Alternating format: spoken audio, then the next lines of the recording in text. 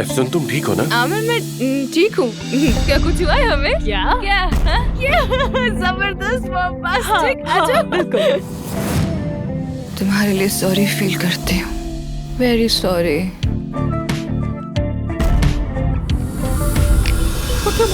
उठो, जल्दी उठो। आमिर यही था। उठो।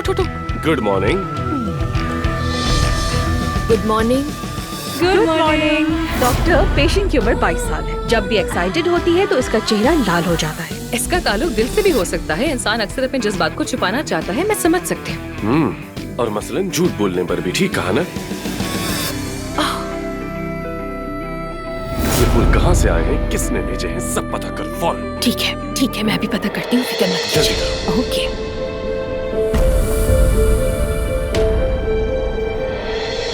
मैं अफसून के पास जा रहा हूँ। उसने हॉस्पिटल के लिए कुछ चीजें मंगवाई हैं, उन्हें फिक्स करेंगे। मशूरा मांगा था तो मैंने हाँ कर दी।